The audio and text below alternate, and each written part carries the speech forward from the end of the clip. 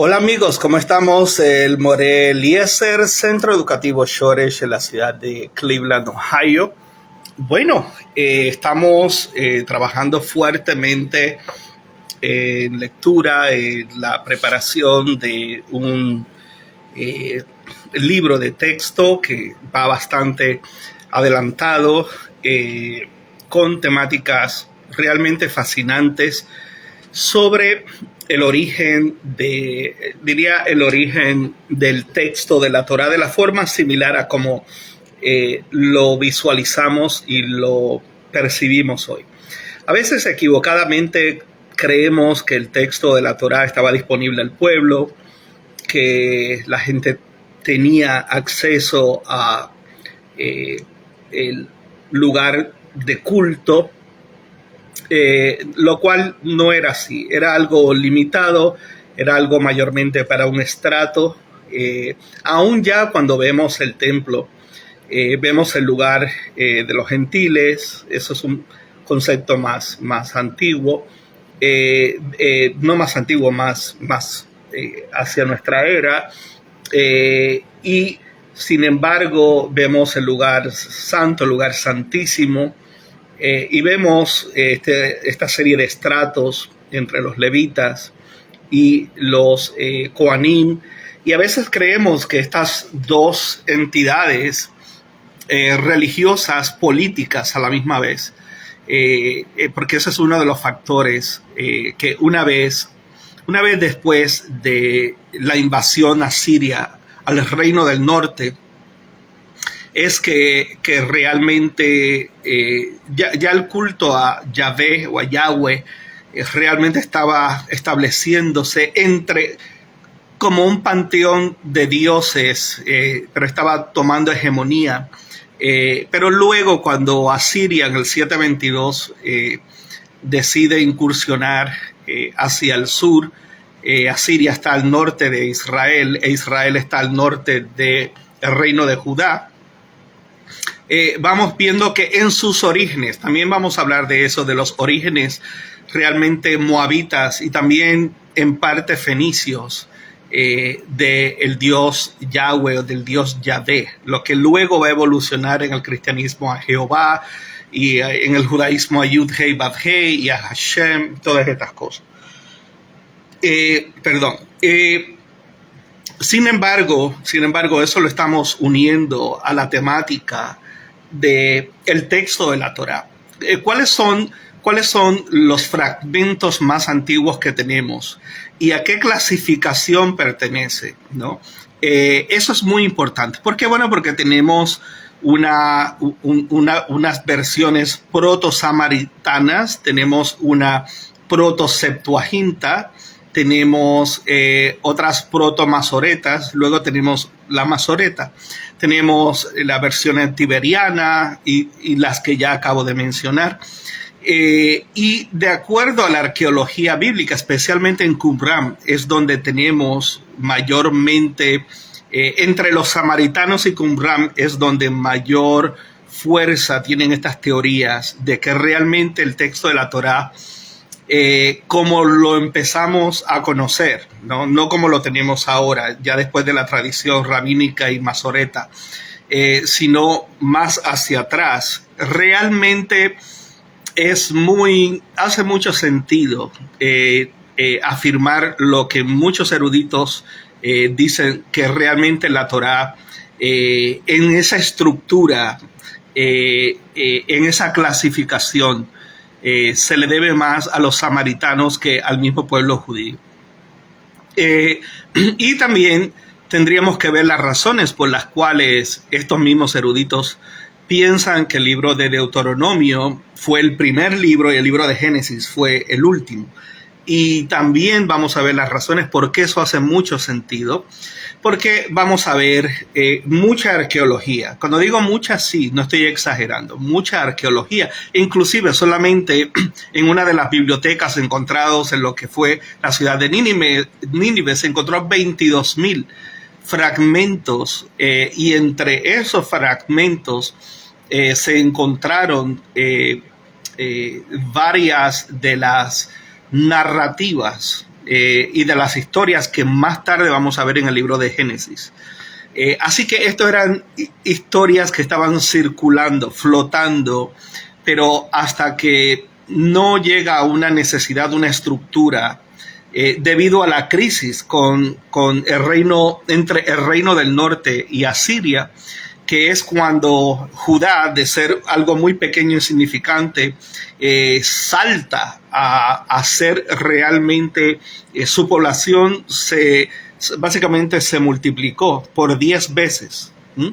Y esto es muy, muy importante porque entonces todas las familias que huyeron del reino del norte se fueron lógicamente a Judá, pero otros un poco antes, al ver la crisis, se fueron a Egipto y se fueron a la isla de la Elefantina, y ahí también crearon un templo. Y de ahí también tenemos cierta cantidad de documentos. Pero lo grande de todo esto es que no vemos no aparece realmente como lo vamos a ver unos 250 años hacia acá. Las copias que se encontraron de los escribas en la literatura del Mar Muerto en Qumran nos hablan muchísimo de cómo era la estructura y cómo era el lenguaje y cómo fue esa. Inclusive los samaritanos fueron los primeros en básicamente organizar el texto, a pesar de que en nada se parece a lo que después los masoretas hacen, pero sí de acomodar el texto, de que tenga una secuencia, de que tenga cierto bloque, cierto sentido. Y por eso es una de las grandes teorías, y hasta el momento pues tiene fuerza, de que los samaritanos, antes que los judíos, realmente son esa primera mano, ¿no? De darle forma a lo que luego va a entenderse como el texto de la Torá. Pero lamentablemente tenemos esta idea de que el texto de la Torá era el mismo, de que en cada sinagoga era el mismo, lo cual no necesariamente es así. Todo depende de la región. Y todo depende también de los templos, el templo en Leontópolis, el templo en Elefantina, el templo en Shiloh, el templo en Samaria, el templo en Jerusalén, y de cómo cómo estos centros se correspondían unos al otro, pero a la misma vez en cierta forma competían. Entonces esto es realmente valioso, esto es un curso muy valioso, muy significativo, porque nos permite comprender muchas cosas que en parte el propósito no es dañar la fe de nadie ni de llevar la corriente opuesta a lo que hemos escuchado de la tradición. La tradición es parte de un proceso de centralización para darle identidad a una tradición de fe, a una religión, y centralizar el culto. Sin embargo, como vamos a ver a Yahú, vamos a ver a Yah, vamos a ver a Yahweh, vamos a ver a Elión, vamos a ver a Shaddai, vamos a ver a Asher, vamos a Ishtar, vamos a ver a Asera o Asher.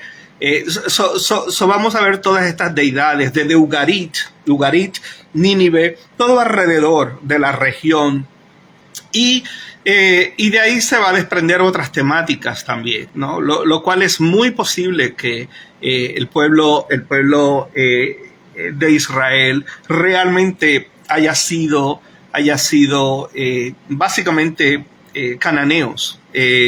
Y hay que evaluar la arqueología y lo que fue sucediendo en ciertos periodos causado por eventos políticos que nos permiten ver cómo en cuestión de 10 a 15 años la población realmente tiene una explosión, ¿no? Una explosión enorme en ciertas áreas, y por ende todas esas narrativas que están circulando, como por ejemplo en el escrito de ayer, puse el caso de Deir Alá, lo cual también se encontró una enorme cantidad de fragmentos que hablaban de la historia de Bilam. Y ayer hablé sobre eso. Pero también tenemos que hablar de las razones por las cuales estoy diciendo, y concuerdo con varios eruditos en las razones que dan, de que lo más probable y hace más sentido que Génesis haya sido el último libro. Y una de esas razones es básicamente algunos de los conceptos que estoy trayendo, los dejé en inglés porque hacen más sentido. Hay un concepto que se llama the site sources. Site sources es la enorme cantidad de literatura, sea en tabletas de barro, sea escritas sobre pieles,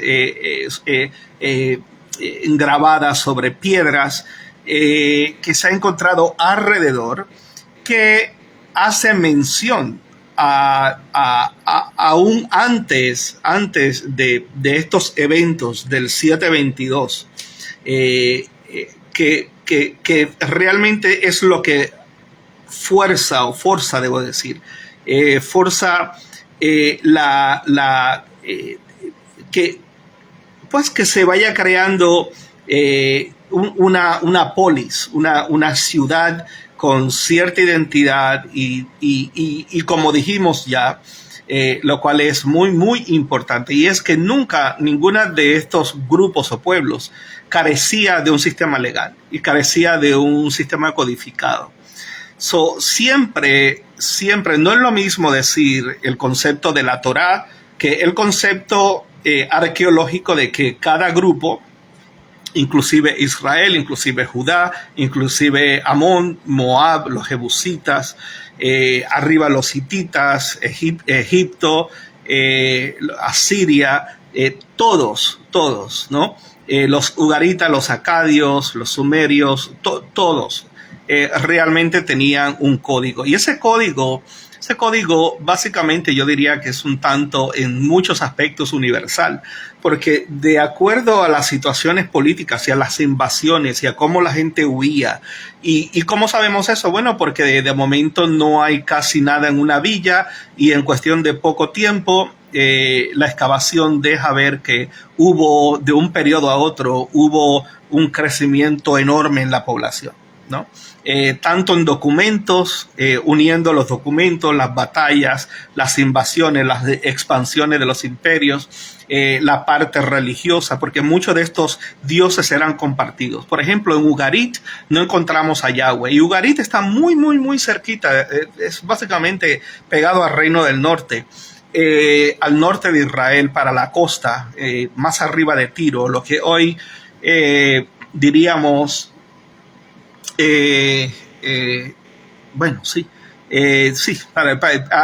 hacia el norte, y esto es muy, muy importante, sumamente importante, porque las excavaciones que se hacen nos presentan al dios Baal, nos presentan al dios El, nos presentan a Shera, a Ishtar, nos presentan una serie de concilios de dioses, o en inglés se llaman cohort,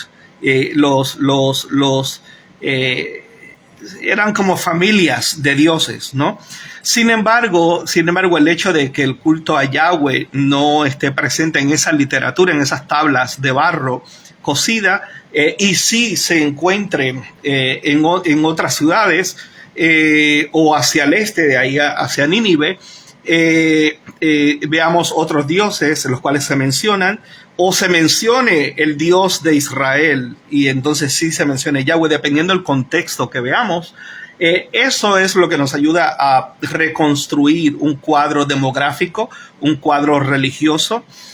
Ahora mismo no sabemos absolutamente, sea que se pudiera de alguna forma, lo cual no se ha podido, y lo cual lo veo poco probable por el asunto del Islam, que se encuentren pruebas de que hubo un templo, un primer templo lo cual no sabemos nada de eso, ¿no?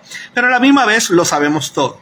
¿Por qué? Bueno, porque cuando vemos las narrativas de lo que fue las medidas del primer templo y se busca en la región muy cercano a Jerusalén, vamos a encontrar hacia el norte otros templos, los cuales tienen las mismas medidas, tienen los mismos chambers, los mismos espacios sagrados, las mismas cámaras sagradas.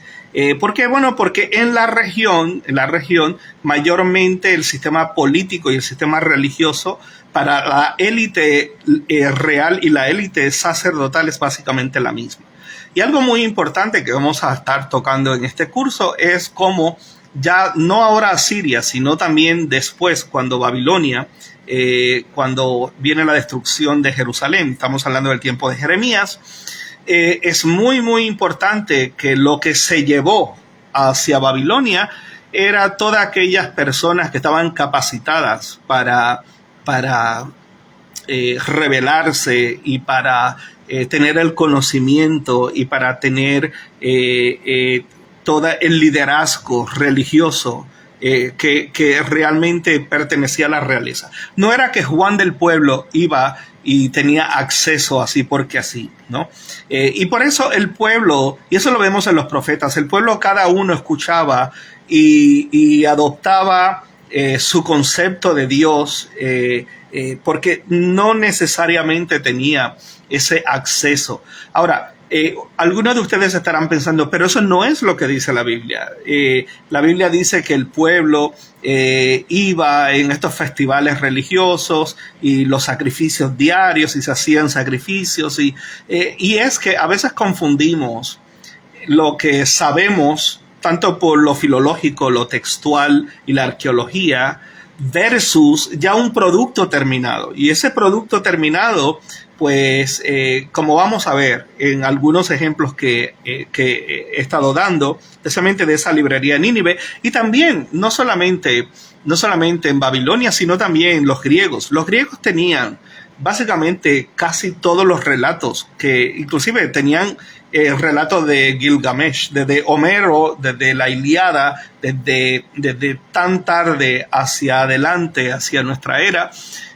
Los griegos tenían todas estas narrativas y tenemos relatos similares de la creación, tenemos relatos similares sobre Pandora, que ya lo mencioné, y muy, muy parecido a el relato de desobediencia de Adán y Java. Tenemos el caso de la Akedah con en Homero tenemos ese relato donde Agamenón y su hija se le pidió porque su hija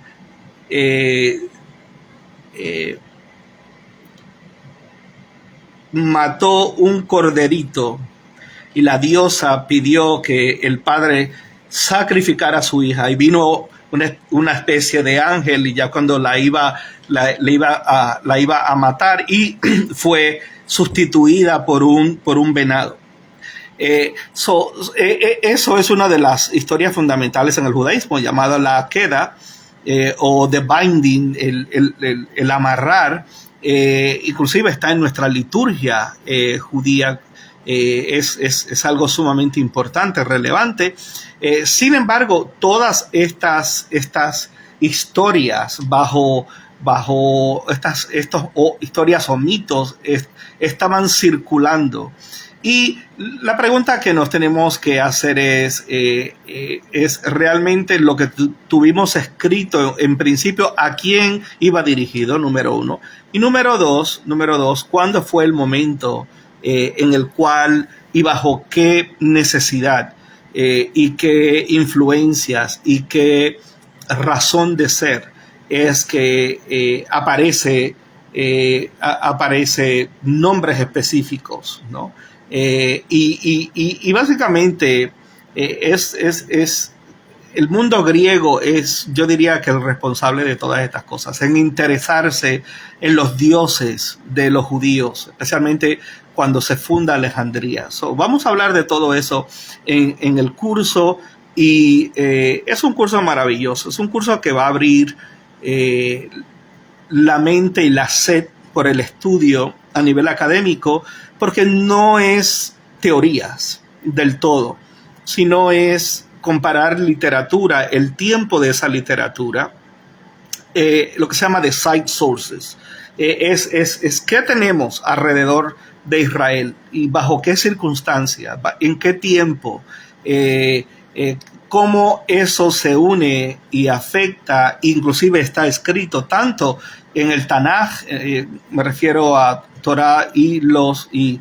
en todo el Tanaj, utilizando lo que ya fue compuesto en un tiempo específico versus las narrativas que estaban antes de esa composición en nuestras escrituras. Así que le invitamos a este gran curso. Creo que el material escrito va a ser muy valioso para cada uno de ustedes que se matriculen. Van a tener, yo diría que lo mejor de lo mejor en relación a el acceso a la arqueología bíblica para apoyar lo que se está diciendo, y también sobre entre 10 a 12 eruditos en ese campo específico, que creo que son realmente unos estudiosos maravillosos, que están en inglés. Algunos son ingleses, otros son norteamericanos, otros son canadienses, otros son alemanes, pero pues hemos traducido esos libros y hemos tratado de hacer un trabajo coherente para ir llevándolos hacia un entendimiento, asumiendo de que hay personas que no tienen ese. Inclusive vamos a poner algunos mapas para que se puedan ubicar en tiempo y espacio, porque aún así a veces se habla de Samaria, se habla de Shiloh, se habla de Leontópolis, se habla de la isla elefantina, y la gente dice, ok, ¿dónde queda eso? Asiria, al norte, hay Ugarit, ¿no? Los sumerios, los acadios. Hay que realmente ubicar a la gente, los fenicios, Moab. Esos son los grupos más fundamentales para este curso. Así que eso pues es muy, muy relevante, y le invitamos. Ya estamos pues tomando matrículas. Tiene un costo de $50. Es un súper regalo. Yo diría que el libro, nada más, el trabajo que se ha hecho es súper. Y los PowerPoints, los videos. Así que le invitamos a ese mes de intenso estudio sobre esto, y eso le va a dar un panorama de la Torá, y un panorama de wow, cómo realmente se desarrolló todo esto antes de llegar a los rabinos, ¿no? Así que eso es fundamental. Un abrazo para cada uno de ustedes, deseándoles una mesa llena. Shabbat Shalom para cada uno de ustedes, y pues les invitamos a que formen parte de esta comunidad de estudio. Así que hasta la próxima, y que tengan un gran Shabbat y lo disfruten.